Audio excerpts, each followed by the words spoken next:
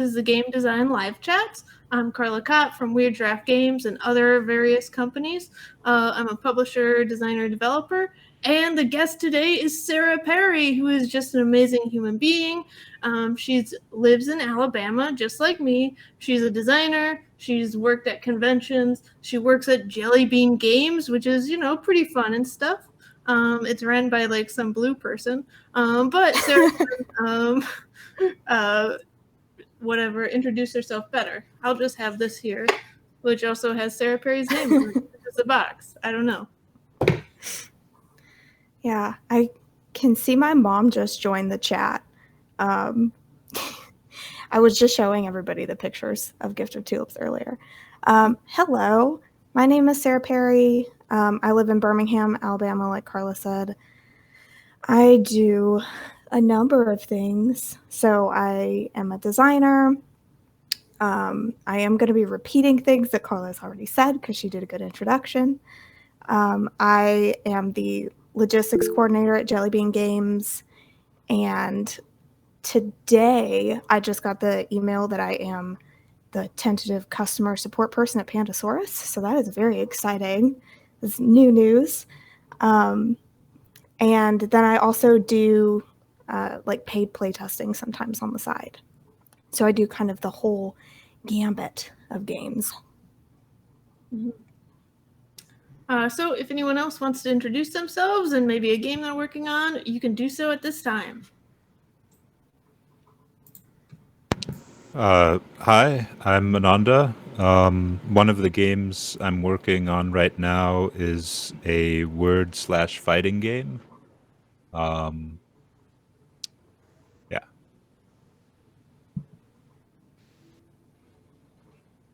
I'll chip in. I'm Aaron. I'm from Australia. Working on a bunch of different games, but none that I want to talk about today. I look forward to the stream.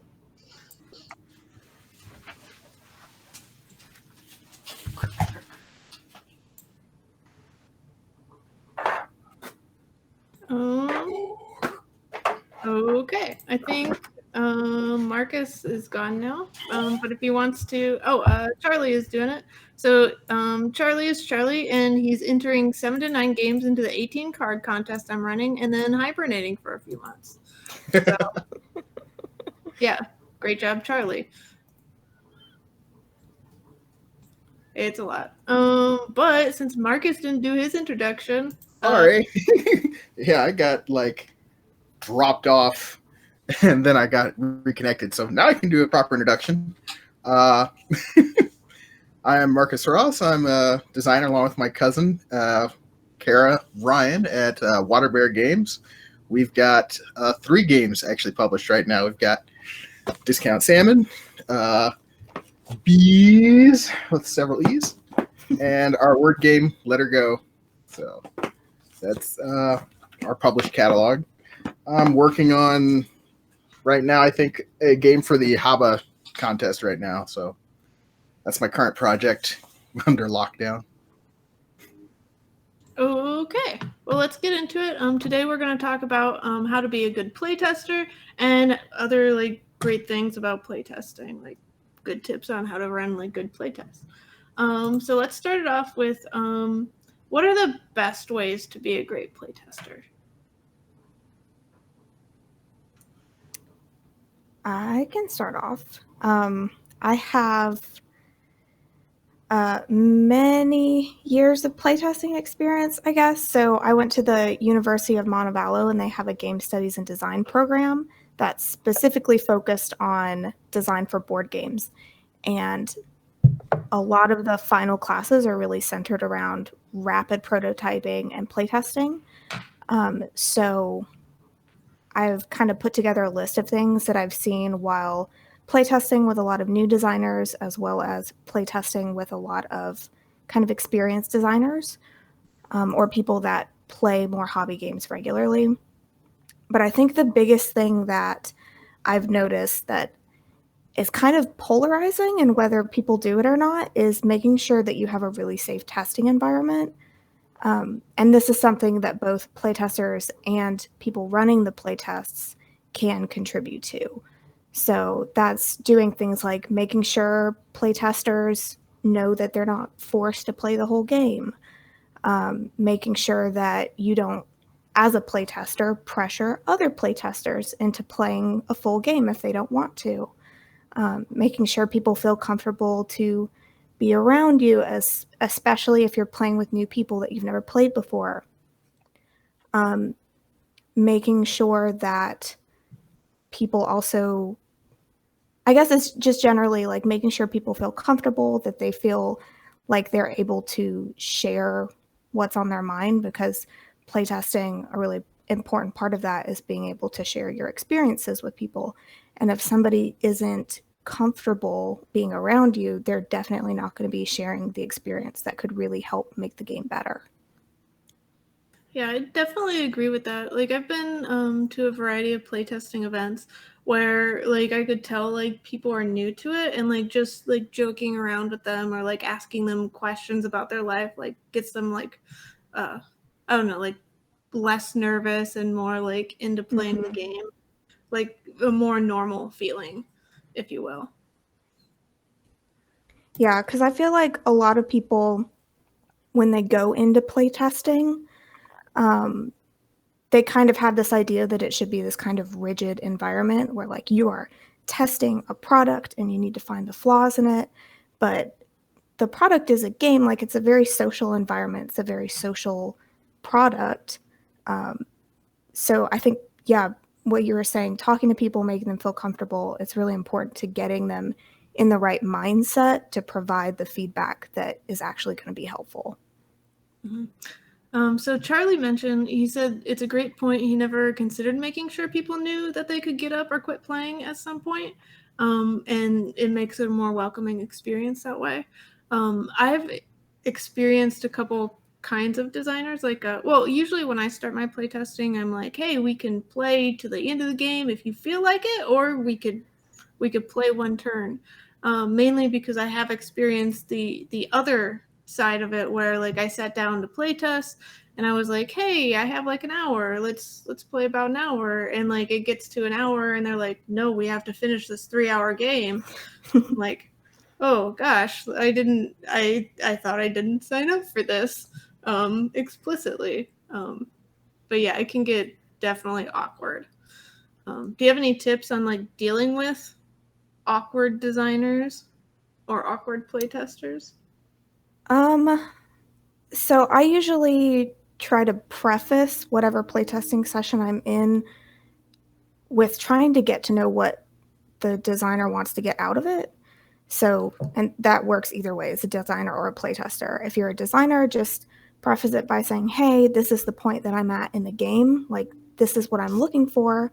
We can play until we get information on that, or we can just play if you want to keep playing. Like, that's totally fine.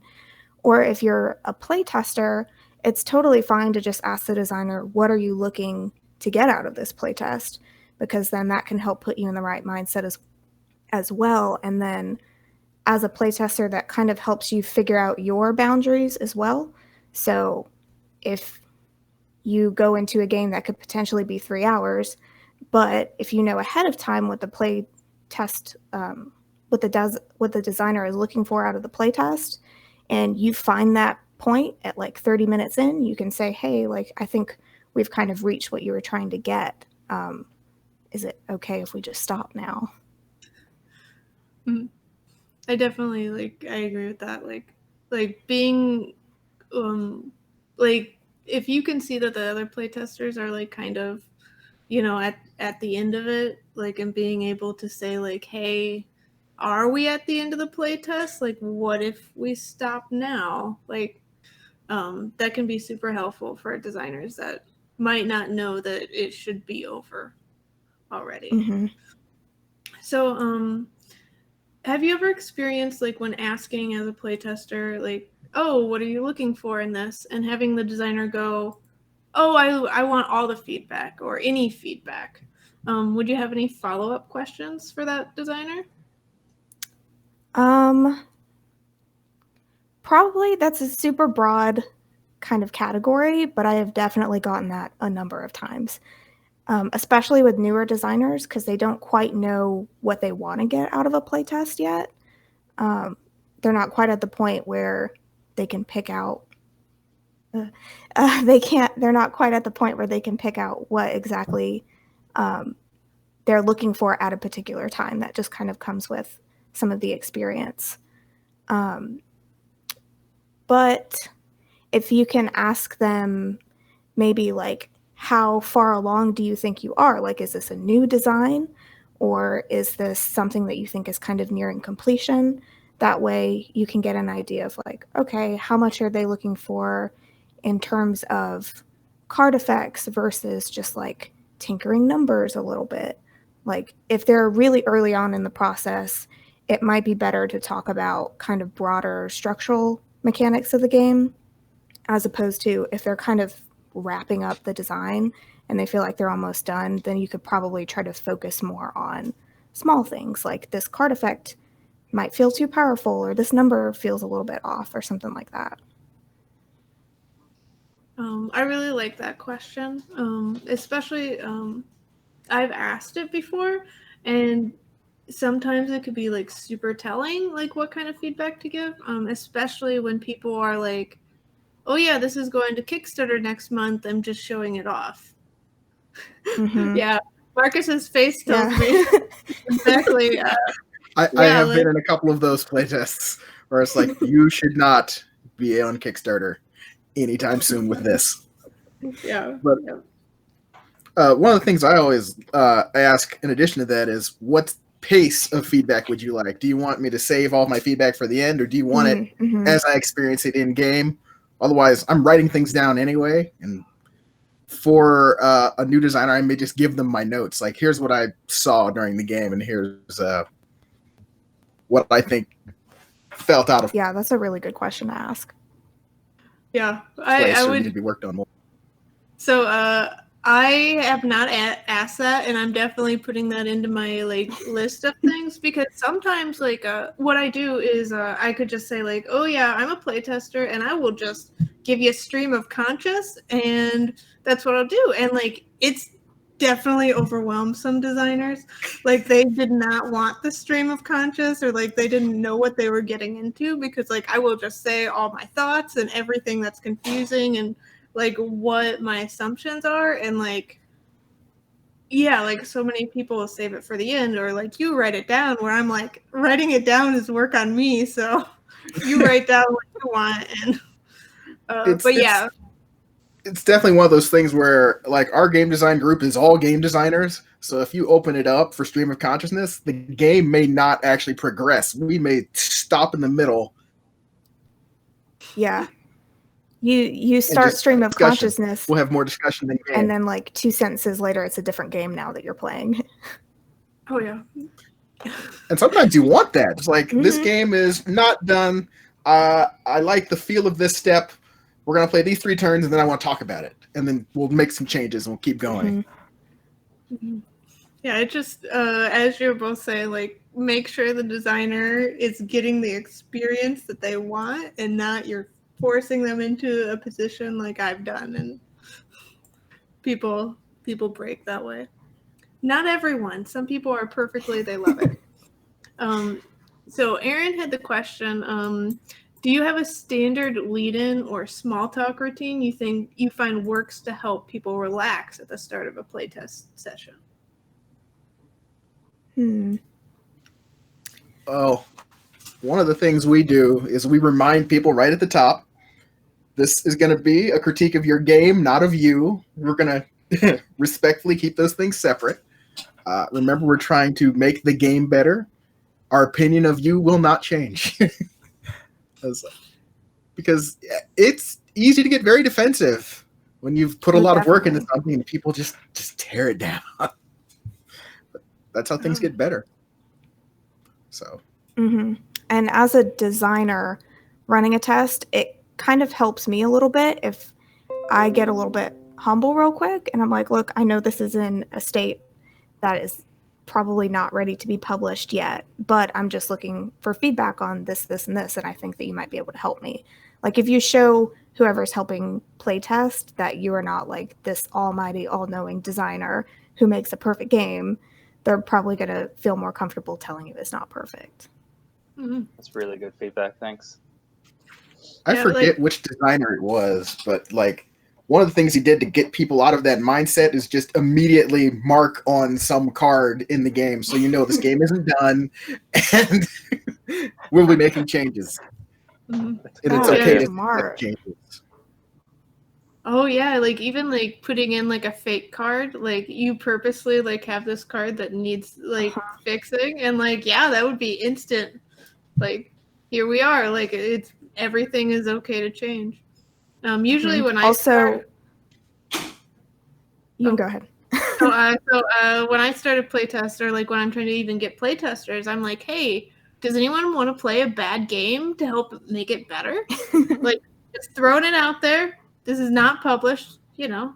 It's bad. Let's work together, and like I need your help to do this. And like asking people like in that way, like, hey, I need your help to make this better, like it really sets the whole like your feedback is important and it will be used. I like Kind that. of on the same line as the card that you can write on too. Sometimes if I have a game that has like a player mat or a board or something, if I wrote on it from the last game, I'll just keep the written on version and not print a new one because people can see that it's like a work in progress. As long as they can read my handwriting. Oh, Charlie had lots of things going on. Oh, Sarah, your mom. Sarah is constantly stuck by her parents, and your dad is in the chat too. Awesome. Um, but Aaron had another thing. What's some examples of things a designer would look to get out of test? Like testing length, balance, specific mechanics, table talk. So I just asked that because I'm fairly new to hosting playtest sessions as a designer myself, and I had one the other day with Ananda, and I just was sort of half prepared and didn't exactly know what I wanted to get out of it. So I still got some good feedback, but I think if I'd been a bit more planned, I would have got a lot more out of it. So is there standard things that you always go for, or any advice? For me, I think it kind of depends at what point in the design I am. So if I'm really early on, like for example, last night I tested a game. It was the first prototype I ever made of it. I didn't have any idea of what I wanted because I knew stuff was going to be broken, but I didn't know what. So we just kind of started playing, and at the end of it, picked the one biggest thing that needed to be changed, and that was what we would address from then on. But if you are a little bit farther into the design process, if you have, like I have a 18 card card game that has effects on every card, so I can just play through when I know that I'm almost done, like the basic structure of the game is good, but I need those card effects to feel balanced. So at that point, since I'm far enough along, I can just play the game, and then if one of those cards feels really bad, then I know that's what I'm looking for. Like I'm looking for what feels wrong on a specific card, as opposed to earlier on, I might not know what I'm looking for, which is totally fine. Or if I'm in the middle, maybe I know this part of the mechanical structure feels good, but maybe something else doesn't, and I don't quite know what to do about it. Like, it's kind of a difficult question to answer because it is a little bit dependent on what you're designing too. What you just said though is really helpful. I think like describing like a funnel almost, where early on in the process maybe you're just looking generally, does it feel okay or not, but later on you're focusing on, does this mechanic feel okay or something like that, or I don't know. Mm-hmm. When I'm doing early playtests of a game that has like only been played less than 5 times or something, I never go in with a plan. I will just play and see what comes up because I know something is going to be broken. And usually at that point, it's kind of obvious what it is. Mm-hmm. Yeah, for the like brand new games, I'm usually like, hey, we're looking to see if this has anything worthwhile. Like, is this fun at all? Is there a fun part? If so, like let's explore that, because like in really early designs, you don't even know like what parts you might want to keep, like, or how things actually happen, or like the emotions that different things really work. Well, especially with the different play styles, because you can kind of like, if you play with like your partner, you have like those two play styles, but like I like to get out and play with like other kinds because my partner has about the same play style as me. So like just experiencing other players like doing crazy stuff, like they could just break everything and me and my partner playing would never even go that route. Mm-hmm. But going like the other route too, so I playtest from super early games like that I just draw to like almost published to published games. I really like being very explicit about what I'm not playtesting. Like specifically, like if I'm playtesting graphic design, I will be like, hey, I'm like trying to see if these graphics are intuitive, or like how all this works together, or if the illustrations are distracting. But if I'm not at that stage, I'm like, hey, I am not testing the graphic design. That's not the focus here. The focus is like the balance or the feelings or the end game. Like, because end game is sometimes kind of weird, or just like game length. Like, did it feel too long? Did it feel too short? Like, I always like to ask at the end of a game, like to actually time it from the start of the game, like without the teach, to the end of the game, and then ask people how long it took. Because if like, so say it took a half hour, if they say they felt like it took 15 minutes, fantastic, they didn't realize time was passing. If they say it felt like 1 hour, that's definitely not good. Like, there's Mm-hmm. something super broken, even if no one knows what that is. Ananda did that the other day in a playtest I was in, and I thought it was brilliant. Mm-hmm.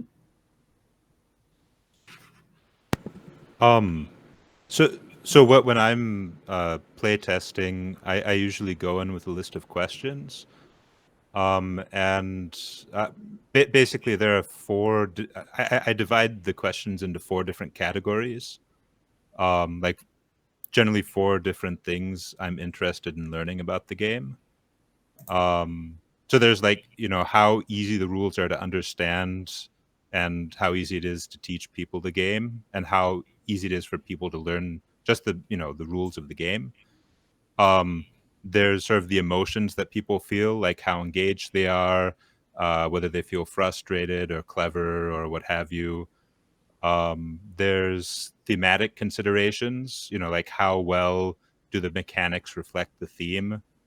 And then there's also like strategically, how well are new players able to come up with a plan and figure out what it is they're supposed to be doing, aside from the mechanics, just like what should they be doing, and how much scope there is for players to develop as they play the game more. Mm-hmm. All good stuff. Anyone else have any other questions or things for playtesting? Or to ask your playtesters? So there is one question that I usually ask for most of the playtests, as long as they're past the initial, like, this game is very new and obviously garbage. Once it gets playable, I usually just ask at the end, would you play it again? Like, if this were a finished project, would you play it again? Because that's kind of a good tell too. Even if they say they would, if when you ask them, they're like, probably, that means no. Like, they wouldn't play it again. Something's probably not right. So you can, even if they don't exactly tell you the truth, you can kind of gauge from their reaction what point your game is at too. I mean, you could also ask, will you want to play it again now, to see if they follow through, or if maybe they're too busy.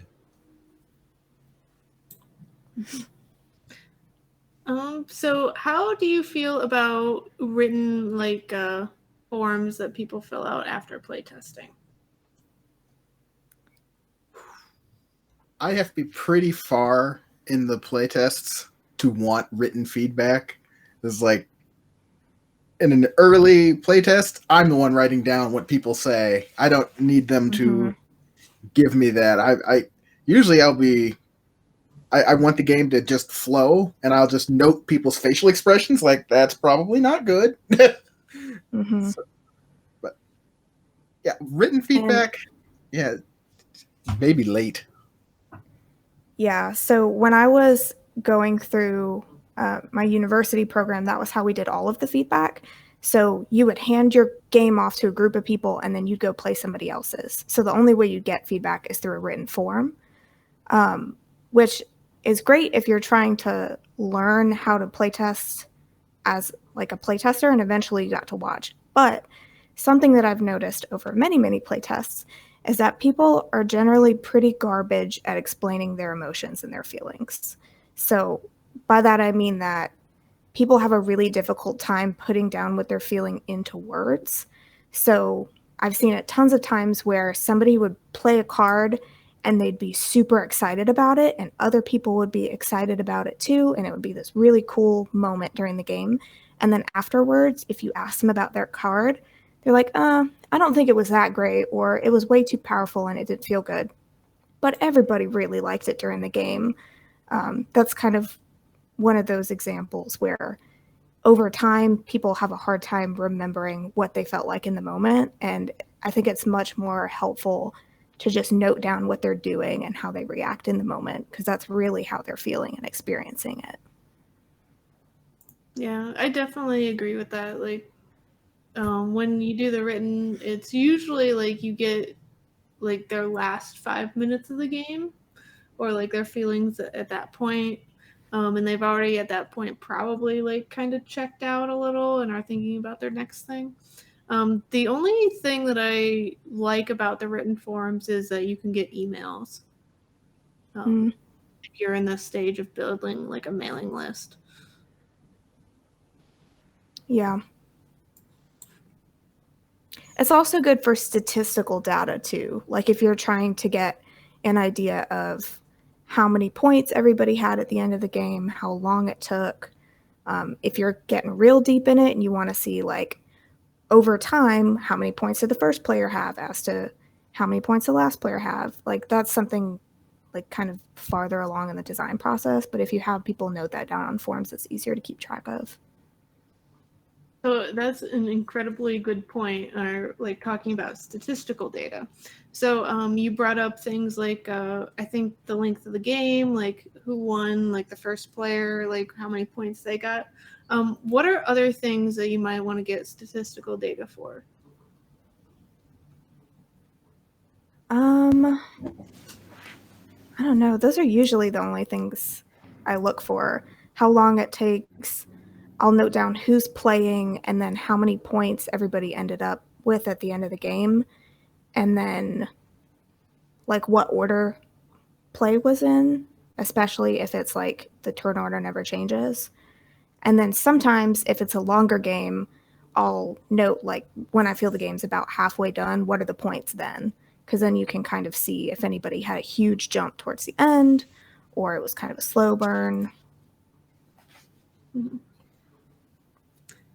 Yeah, I've never really thought about like the getting the points in the middle to see like if the leader was leading the whole time, or like if it ever like went from fourth player was like, or the person in like the last place ever like actually can win. When I do my simulations to look at scoring in games, I always take the midpoint of the game and the end of the game to see if there's any sort of late game emerges or anything like that.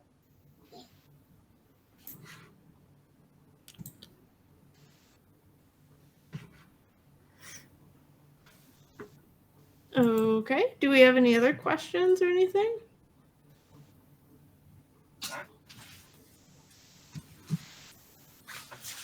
This is something that I've seen a lot of newer designers have a problem with, so I think it's worth emphasizing, is that at the end of the day, playtesters are being helpful by helping play your game, but it's also your game. Like, not every playtester is going to be your audience, and they don't have the vision for your game that you have, so they might be helpful by giving you lots of feedback, but if it's ultimately not right for your game, like you can ignore it. That's totally fine. Like don't be a jerk about it and don't shut them down at the table, because that nobody's going to feel like they want to give feedback anymore. But just be like, thank you for your feedback, note it down, and then you can just ignore it afterwards. Like they're not going to know. It's your game. Well, I think the other thing to do is not defend your game design decisions in the moment. It's like game design happens away from the playtesting table. It's like I'm receiving feedback now. I might give a little explanation, but I'm not going to try and like give my grand vision. Hopefully, if you've played the game, you have the idea of what I was trying to accomplish, and I'm trying to find out if it's working. So yeah, if you definitely write down their people feedback. do too. Yeah. Oh God. So you write down the feedback, and you can rip it up later. Yep. Well, and like I always try to write down stuff because sometimes I just need to hear something like 5 times before I actually like. Well, sometimes it's just like they were saying the right thing, and I just like that game was my baby too much, and I couldn't hear it. But sometimes like people say the same thing, and it's for some completely other reason. But like I just had to focus enough and be like, oh, okay, so a bunch of people saw this as an issue, and it's not an issue, obviously. I know that. But why are they saying it? Because like it's just so hard to know. And a lot of times they'll give you a fix for the problem, and what you're really looking for is what's the problem. Yeah. Especially when you hear that same problem over and over again. Another question I ask is, what is something that you wanted to do during the game that you couldn't do, or the game didn't give you a mechanism to do? Because that's always something that can make the game more fun, more interesting, more natural. Is if it's something that occurred to you naturally that you wanted to do and the game didn't give you a way to do it, I want to do that thing. Yeah. And during the game, I know this is something that Carla does a lot because she asked me when we play test, is if somebody asks you a question, just be like, what do you want it to be? Like what do you want? Because ultimately, like their experience is going to help you gain a better understanding of what you're trying to get to. And like, so I really try to do like intuitive games because, well, intuitive games, like if somebody can just like think about it and be like, well, this is probably how it works. If it always works like that, people are just going to know the rules so easy. So like being able to actually like ask people questions and have them give you answers is sometimes hard. But if you prep people, like usually I start playtesting and I also like say that I'll ask them a lot of questions because I want to know their feedback, and it's not a quiz. It's just I really want to know what they think. But like if you prep them, then like they won't get all weird from you constantly saying like, what do you think? Where like as if you don't prep people, like if they're not prepared, like Sarah knows that I'm just going to say like, what do you think? But other people are like, they get kind of like offended sometimes, and it's like, no, I really want to know what you think, and not like some sort of like sarcastic, what do you think? Or I don't know, they feel bad because they don't know the answer immediately. But like just reminding them like, hey, it's a play test. This is a prototype. It's not done. Could be anything. Yeah, I think prefacing it is really good because it will definitely catch you off guard if you've never been asked that in a playtest before. You're like, what? You make the rules. What are you asking me for? Yeah, like it's so hard. So Nick, he will sometimes play test with me, but a lot of the times, like he can't because he likes explaining things to other people. Like he loves it. His job is like teaching other people things. So when I'm like I have to be like, Nick, don't. I want to know what they think. Like I shut it. Like don't tell them. Don't answer their questions. Don't do exactly what the playtester wants. No, like let me question them and make them feel awkward a little bit. And then like the game will be better for it. And that's how you find out like what is intuitive, or at least intuitive for that person. Because like it's actually the same thing isn't always intuitive for everyone. But if you ask enough questions, you can sometimes figure out why that person thinks it's intuitive. And sometimes it's like theme based or like location based. Like somebody on the East Coast might think that this way is intuitive, but on the West Coast, they're completely different for who knows what reason. And then that's not even talking about like Australia or Europe, because You know, we all like have these preconceptions about like just life and the world, and so figuring out like what your target audience thinks is intuitive is the right way. Mm-hmm. And what's intuitive is also, I think, definitely influenced by the type of players you have too. So if you're testing like a midweight Euro, but you're playing with people that only play family games, things that are intuitive to people that are familiar with Euro games are not going to be intuitive to that player. Mm-hmm. Well, and you bring up an excellent point is that there's different types of players. And I know like we all think that our game is going to be perfect for everyone, but the fact is like your game is probably not perfect for everyone, but it's perfect for someone. And trying to like figure out like if one of your playtesters is like your ideal playtester, like that's so great. So does anyone have like thoughts on how to like figure out if the people that are playtesting your game are like the target audience? So if I'm playing with other designers, I can usually tell if they're my target audience by the type of feedback they start getting.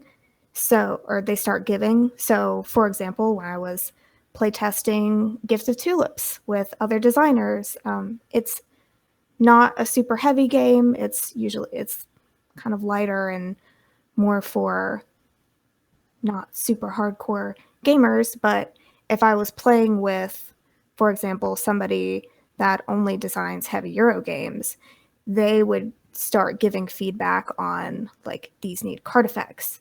You should have more interesting decisions when it comes to this. Like, this should not be so light. And then usually when they start asking questions that kind of aren't in line with what you're doing, like they're trying to change your entire game, that is usually a sign that they're not your audience because they want something completely different than what you have. So do you have any like ways to tell if they're not designers?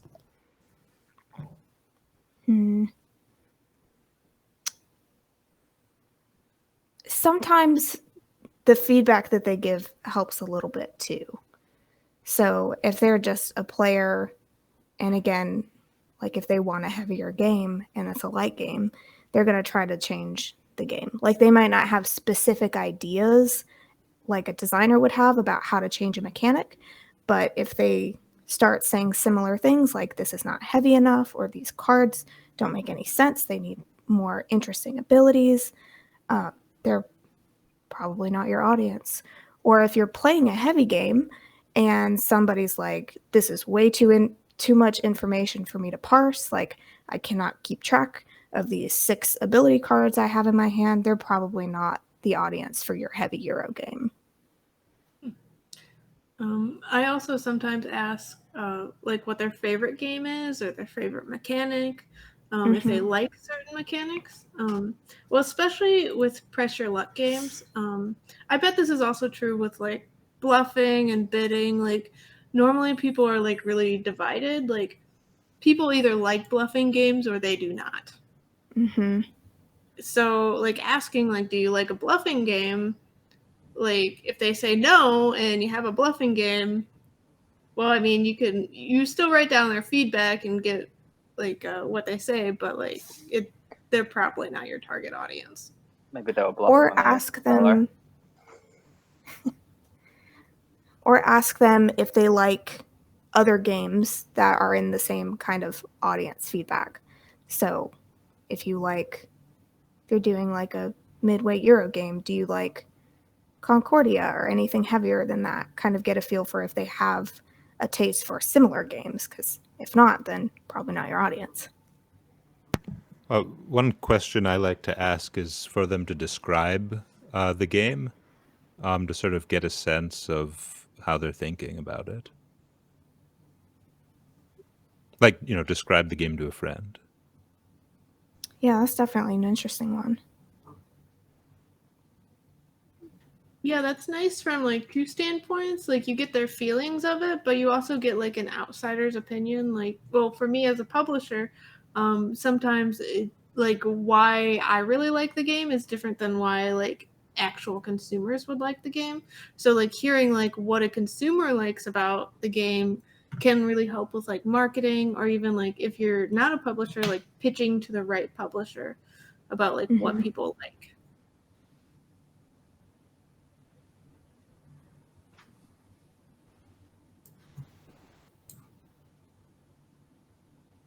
So, say that you're a playtester and you're playing a game that is definitely not your type of game. Do you have any tips on like how to deal with that situation?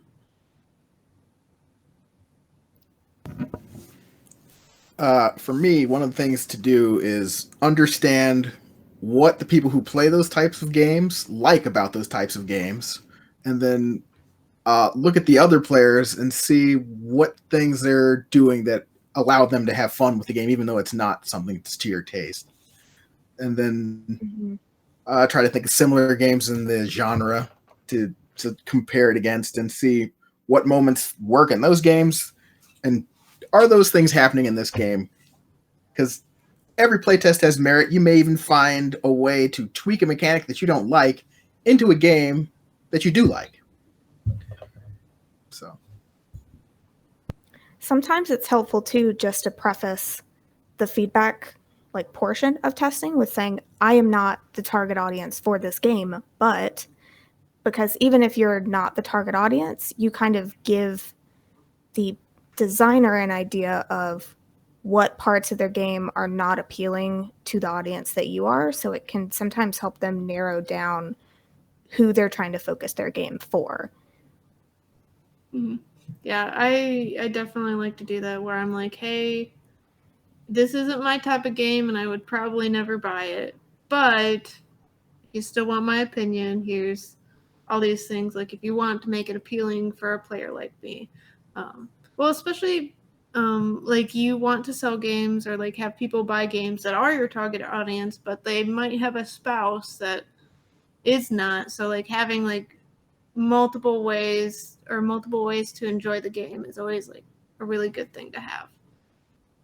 Mm-hmm.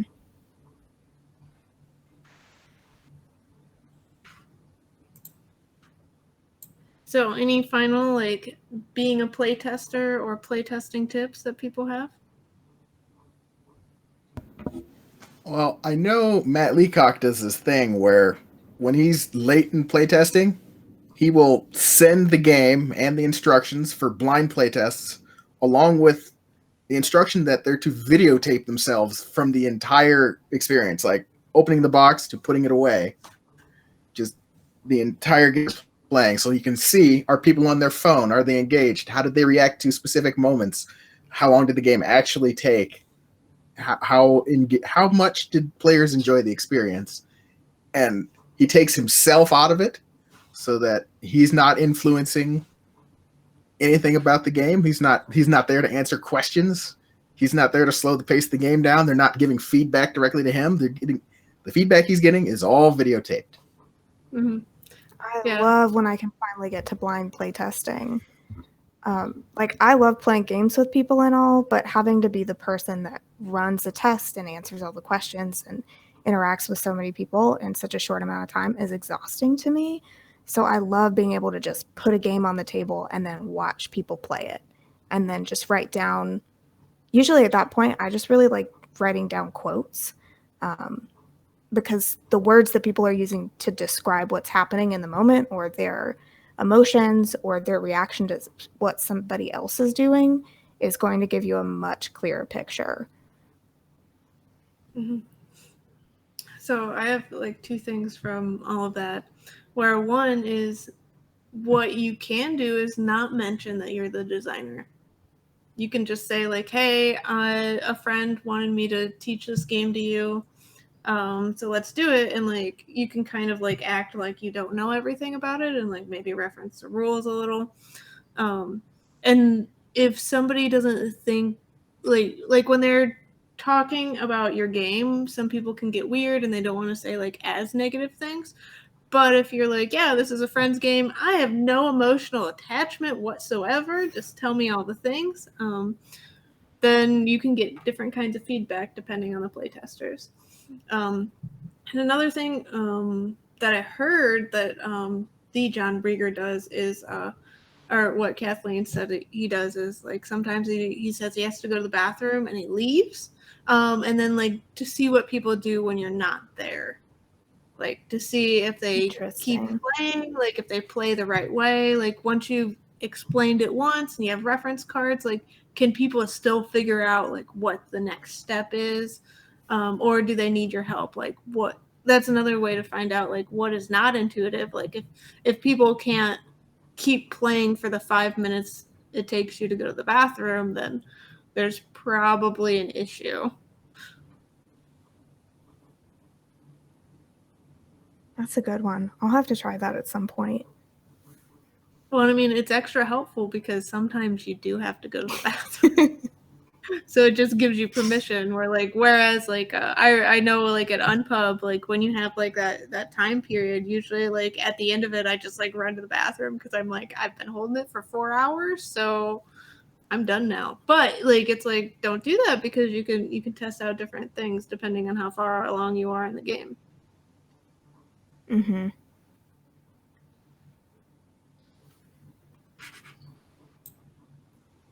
Have you heard of any other, like, weird playtesting tips like that? I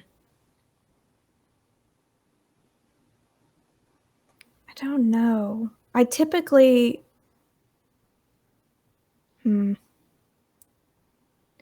sometimes I've seen people, if they're farther along in a test and they want to test stuff like card effects or numbers or something, if a playtester asks, like, is this effect too powerful, or is this worth too many points or too little or something, just give them a pen and say, like, what do you want it to be?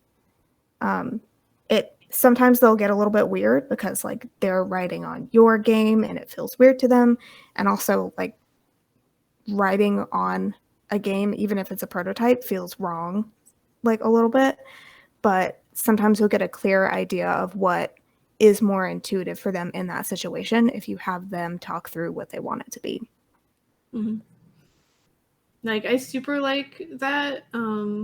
I sometimes carry around, like, a bunch of blank cards because, well, I want to be prepared at any point in time to make a game if I want to. But, like, if you have those blank cards on you, like, in the past, I've had people, like, really excited because I said, like, oh yeah, I'm making an expansion for this game, and, like, people have ideas for cards, and it's like, here's a blank card, make it. If you make it, like, right now, we can, like, even playtest with it maybe, and, like, that gets one playtesters, like, super, like, excited sometimes and involved, because, like, some of these people have never designed a game or made their own card, so they get to make their own card. But yeah, as Sarah said, like, if they can write it and, like, do the graphic design of it, you can get a better idea of what they actually mean. Like, I know I did this with one of my games where, like, what their words said to me was not the same as what they drew. Just because, like, it's hard to communicate words with other people. Like, and if they don't know, like, game design terms and mechanics and stuff like that, but if you give them a pen and they can do, like, the graphic design and they're like, oh yeah, and you put the cube here and, oh, that's what that box is. Well, who would have known? Mm-hmm. That's how the duck was made for the Fire in the Library Animals expansion. Why duck? Who knows? Maybe that's the only animal they could draw. Maybe it's the best animal. I mean, it is a good animal. So we're getting towards the end, and what that means now is worst playtesting experience stories. If anyone has one, they could start, or I can give mine, or the one that's on my mind right now. Well, I suppose one comes to mind, but it wasn't that bad. I think it was mostly just I didn't like the game. But it was a card game, I was playtesting, and for some other people, and there was a lot of very tiny text on the cards. And there were 4 players, and it was quite interactive in that you could attack other people, which is already something I don't like that much in a multiplayer game. I mean, I like it in certain contexts, but not this context, because it was done in a very kingmakery way. And, there's all this tiny text and these tiny icons, and each card had like several different powers. And I had a lot of feedback for them, but I got the sense they weren't that interested because the game was also very far along. Like, the cards had this fancy art, and they had this very thoroughly fleshed out graphic design. So I mean, it wasn't that bad as a playtesting experience. I just had a lot of disagreements with the game, and I felt like they probably weren't going to listen to any of my advice. It wasn't safe, like Sarah was saying. Oh, sorry, what was that? I was just saying it didn't feel safe, or they weren't going to listen to you, and even if you did share. Yeah, I mean, they seem pretty invested in the way it was set up. So I felt bad about that. I have a story. Earlier this month, I was trying to fully blind playtest of my competition entry for Carlos competition, and it was with my family, so I got them to play the game, set them the print and play files and everything, and then I just sat there on Zoom, myself muted, to watch. And it was the most painful experience ever. I was just about in tears by the end of it, because my mother apparently hates reading rule books, and she got 1 page into the rules and said, "We don't need to read the rules. I don't need to read the rules. Let's just start playing." And they played pretty much the whole game with only 1 page of rules under their belt, and like they were all trying to purposefully go for negative scoring cards and things, and it was just a train wreck. So, yeah, I'm not sure what the moral of that story is, but it was a disaster. Now that you say that, I actually remember something a little like that, a blind play test where they completely misunderstood the rules, and just I had to stop them halfway through because it wasn't going anywhere. Yeah, I still got like 3 pages of notes out of the session, but it was just very painful to watch. Yeah, I think, I've learned that lesson too about asking people to read rules that are not rules readers. Like, try to get rules readers to do like the first 10 passes or so over the rules until they're really good. Because if you give rules to somebody that has never read rules and never wants to read rules, you're going to get the craziest feedback, and they're just going to do stuff. And it's like, is this good feedback? Should I make these changes that I would make if this person was a rules reader? And it's so hard to know. This is probably my worst story. It's infuriating anytime I think about it.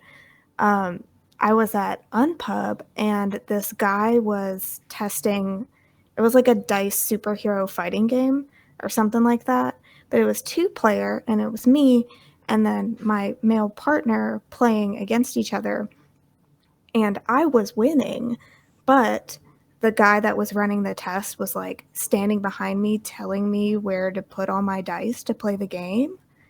And one terrible way to make your playtesters feel safe in that situation.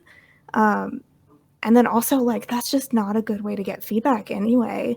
If you're telling me how to play your game, you're getting nothing from that as what you want playtesters to do. Mm-hmm. That is truth. That's one of the things that I listened for, where I think about before I put in all the effort of giving somebody my feedback, because talking and doing things like that at conventions, that takes energy. My voice is going to run out at some point at a convention. So if somebody's "Oh, this is how you play, you dumb woman," or some you can hear it. When they think that, it's oh, okay. I'm just not going to talk, or I'm just going to check out a bit, because you only have a finite amount of energy and voice, and if they don't want to hear it, then, it's not helping anyone. Yeah. So I have a story about Unpub as well. Unpub is, like, I love Unpub, but, like, they get weird playtesters there. So I was playtesting the Fire in the Library expansion. It was, like, after the good playtest session with the guy with the duck. But so Fire in the Library, it's a game that I've played with, like, 8-year-olds, and they get it. They can read. Everything's good. These were all adults, like, grown, probably, like, at least 25 to 40-ish. I don't know. I don't do ages. But fully adults. And most everyone was doing great. How Fire in the Library works is you have tool cards, and they have an icon on them, and the icon corresponds to when you can play it. And you have a reference card that also has the icons, and it says, like, the order of the phases, and, like, you're supposed to just hook it up, and, like, if it has the after something's burned icon, it's, like, after something's burned, but whatever. But one of the guys, like, his turn, every time he forgot that icons existed, something, I don't know, but he would go over all the cards in the market and all the cards in his hand and try to figure out when he could play these cards. And I, at that time, again, with, like, the voice thing, I would explain it. Like, I'd try to be really calm and normal about it. But after a couple times, I just let it stay. And, like, his friends would then start telling him how to play. And I think that was, like, a good lesson learned of, like, let other people describe your game, because, like, if somebody else can teach their friend repeatedly how to play your game, it's not your game's fault that this person can't do it. Like, especially if I think there was, like, a 6-player game, and, like, the 4 other people each tried to explain it to him. Like, it was that guy, that was not his game, words or icons or there was some disconnect, but he was not my target audience. And you can kind of, like, feel that out a little, like if one person is explaining to everyone, maybe that's just the explainer of the group. Like, each group has a different dynamic, and if that explainer can figure it out, they can teach everyone. But if most of the people get it and it's just one person that's just can't do hobby games, or, I don't know, games for children, I guess, it makes it a lot easier to discount. But yeah, that game, like, Fire in the Library, typically plays, like, half an hour. That was it, going into 2 hours. But I think it was also at, like, we started playing at, like, 11 o'clock. And even though, like, everyone I talk to, they will tell me that they are perfectly coherent at, like, 11 p.m., midnight, 1, whatever. Like, you cannot take somebody's word for it. Like, don't play test after, like, even 10 p.m. Like, 10 p.m. is hard. So if you do play test at weird times in the night, like, you're going to get, like, all this weird feedback. But never ask anyone if they usually stay awake at this time, or if, like, the nighttime is affecting them, or, like, if you're in a bar and it's super loud, like, obviously the loudness is affecting the playtest. Don't ask them. It will just offend everyone involved, because humans are very not, I don't know, cognizant. Nobody wants to say that the bar is distracting, I guess.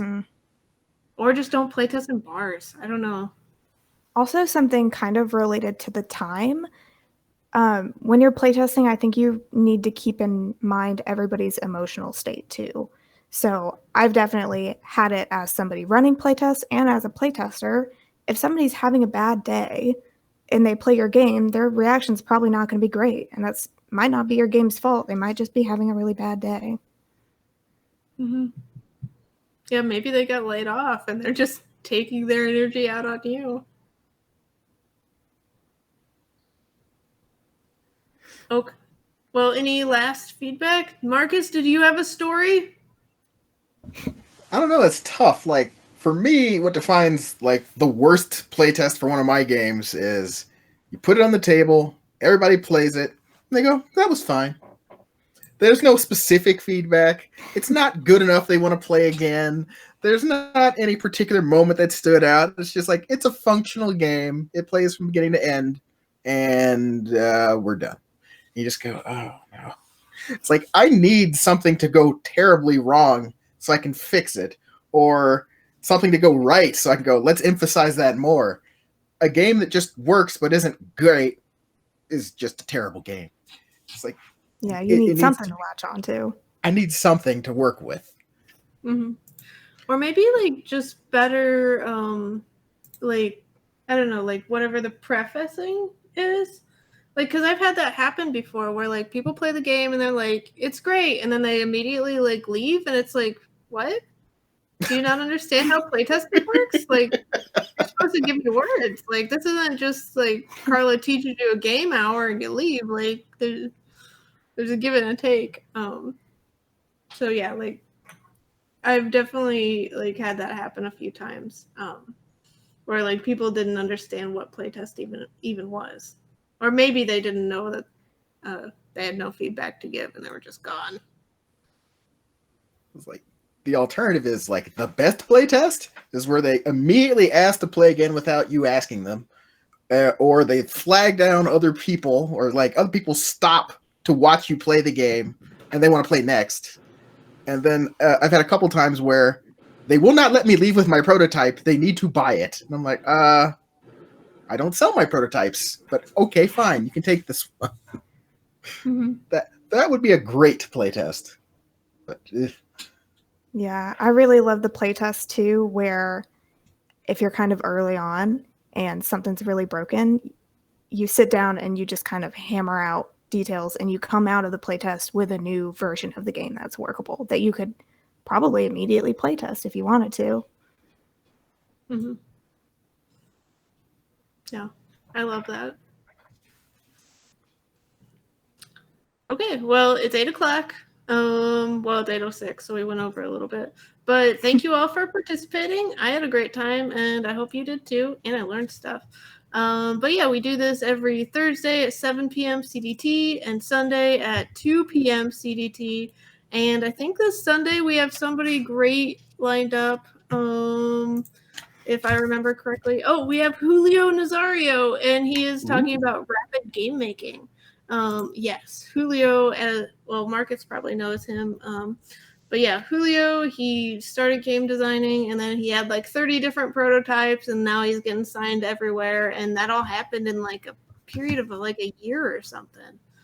He went insane. But that's because he does really different games and his job is walking around in a forest. But you can hear about that on Sunday.